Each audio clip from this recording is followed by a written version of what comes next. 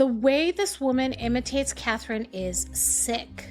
We've been talking about the word wow a lot over the last couple of days on this channel, and I found another instance where wow connects in the Harry and Meghan saga, and this time it connects back to Catherine, Princess of Wales, and specifically her wedding day. So we're gonna get into all this and more, but let me introduce myself. My name is Tiffany, and this is Revealing the Narc. Join me as I highlight narcissistic traits in celebrities and public figures. Everything here is in my opinion, and it's not professional advice. If you enjoy the analysis, please like and subscribe. It's so weird to say it myself when I've had this channel for a little over a year, and I've heard it so many times saying the intro that you would think I would have had it memorized. So I still fumble the words, but here we are. It's getting better and better with time. So without further ado, let's get into the article and let me show you some video clips. You are not going to believe this. This article was published in the Daily Mail. It's titled, "The Embarrassing Moment Prince Harry Shared with Meghan Markle just minutes after marrying," and this was actually published October 18, 2025. So believe it or not, that was like 3 weeks ago. I can't believe how fast time flies because I had this article in mind. I wanted to talk about it because, I mean, you'll see why.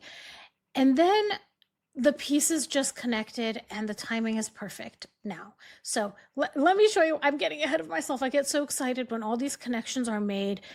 And I find that in my life, when things happen, there's a reason why they happen and the order that they happen.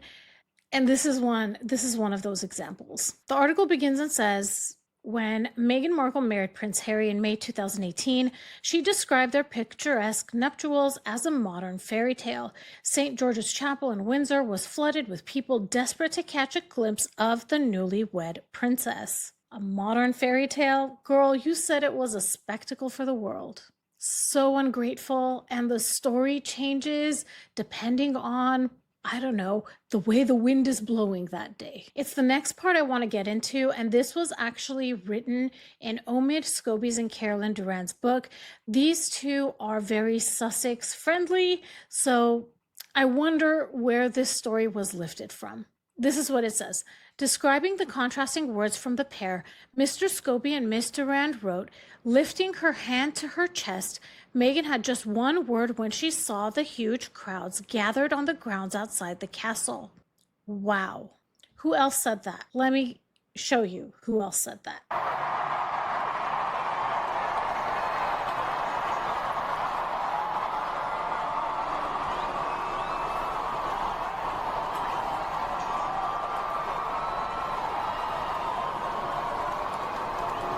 This woman is sick. The amount of, and I'm sorry if that tapping was loud to you. I don't know if it was, but the amount of envy Meghan has showed publicly to Catherine, and these are things straight from her mouth. And I can tell you right off the top of the bat what Meghan wrote about Catherine's wedding in 2011 on her TIG blog. I'm going to post it here.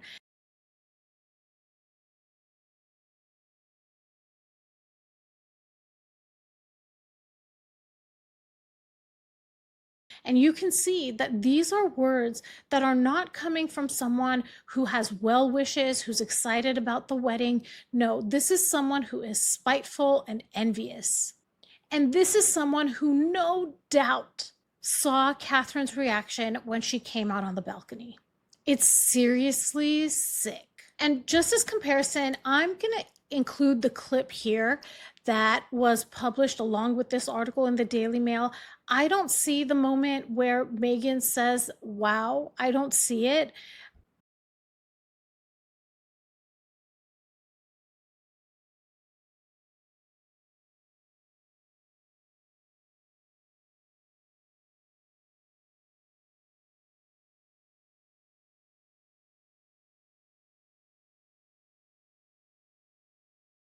I wonder, was it made up? It could have been. I mean, this was a Sussex-friendly book. It totally could have been made up. Let me know in the comments what you think about that. Let's do a quick timeline of Finding Freedom by Omid, Scobie, and Carolyn Durand. The book was published in, I believe, 2020 with an updated introduction, I think, in 2021. But the research for the book began in late 2018 with their communications secretary, Jason Knauf, being involved in it. And now Jason really wanted to make sure that when things came back around, that Harry and Meghan, and I remember this phrase directly, hand on heart, they can say they were not involved in it. So, and I remember there was a 31-point briefing that Meghan wrote and gave to Knauf so Knauf could take these responses or whatever to Omid, Scobie. So Meghan didn't directly give the briefing and what she wanted addressed in the book straight to Omid, Scobie and Carolyn Durand, but had Jason Knauf be the mediator there. And this is all reported on in Tom Bower's book, Revenge. Now let's go back to that article and let's hear what a lip reader said Harry said. Sitting down in the carriage beside his bride, Harry laughed that his trousers were too tight. Meanwhile, additional analysis from lip readers suggested that as the horse-drawn carriage finished its climb up Windsor's Long Walk, Harry quipped, "I'm ready for a drink now." And another striking moment caught by lip readers showed Meghan seemingly dropping the F-bomb. Girl, you know all these cameras are on you. You know there are lip readers there and you drop an F-bomb. Like a princess, a duchess. It's just in bad taste. Well, I'm curious to know what you all think about this. Please drop your thoughts in the comments. If this was interesting to you, please like and subscribe. Hit that notification bell so you'll know every time I drop a new video. In lieu of super chats and super stickers, I'd like to ask you to consider donating to the National Domestic Violence Hotline. Their information is on the screen should you need to reach out to them, and a link to donate can be found in the description of this video. I want to thank you so much for watching, and I'll talk to you soon. Bye, everybody. When I saw Meghan and Harry walking into a $165 million home for Kris Jenner's Bond-themed birthday party, something clicked because we've seen and heard this before. In Spare, look how Harry describes how Meghan responds when they walk into William and Catherine's home. I saw Meg's eyes widen as we entered their front door. Wow, Meg said several times.